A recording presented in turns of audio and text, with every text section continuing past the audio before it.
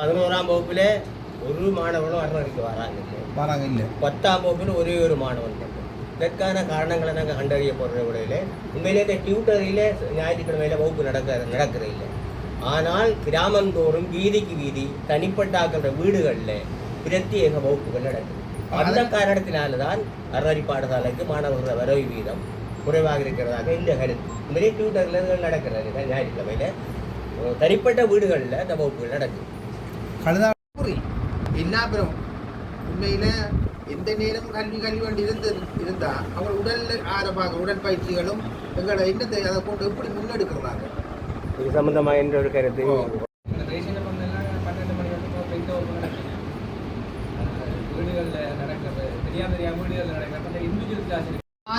நிலைநாட்டலாம். முதல் மாதம் நம்ம தமிழ், அதுக்கு பிறகுதான் நமக்கு இந்த காட்சி உழைக்கிறோம். முக்கியமாக இந்த பிரச்சனை ஆட்டோமேட்டிக்கா 10ஆம் வகுப்பு 11ஆம் வகுப்பு மாணவர்கள் அறவரி பாடசாலைக்கு அவங்க தாங்களாகவே வருவாங்க. இப்போ உங்களோட தான் கொண்டு போகணும்.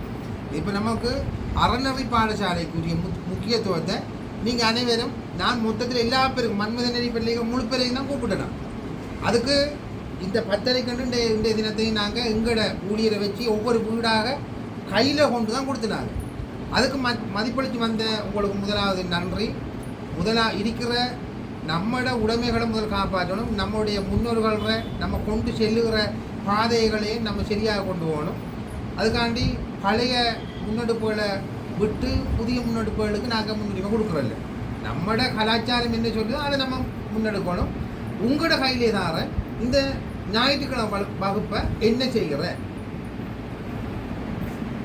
கோயிலில் ஒவ்வொரு வெள்ளிக்கிழமையிலேயும் தான் திருவிழாக்கள் நடக்கும். ஒவ்வொரு வருடங்களும் ஒவ்வொரு எடுக்கிற திருவிழா காலங்களை விட எங்களோட முழமை வெள்ளிக்கிழமையில் தொடர்ச்சியாக இருக்கும். அது ஞாயிற்றுக்கிழமையில் கிறிஸ்தவ மக்களுக்கு ஞாயிற்றுக்கிழமையில் தான் உங்களுடைய சேர்ச்சி இருக்குது. அது ஞாயிற்றுக்கிழமை வெள்ளிக்கிழமை எங்களோட இந்து மக்களும் ஞாயிற்றுக்கிழமையில் கிறிஸ்தவ மக்களும் பாரத்தால் நாங்கள் ஞாயிற்றுக்கிழமையில் எங்களோட இந்து மக்கள் கொண்டு வர அதே வழிபாட்டை நாங்கள் கல்வி ஊடாக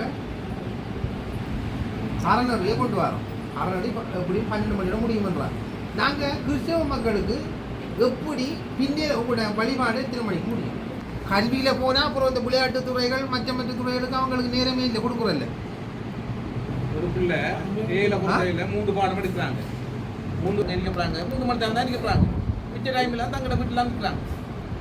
எத்தனை மணி தொடங்கி எத்தனை மணிக்கு போகிறாங்க? அது போனா என்ன ஒன்று மட்டும் நான் சொல்றேன். மட்டும்தான் இது இருக்கின்ற முஸ்லீம்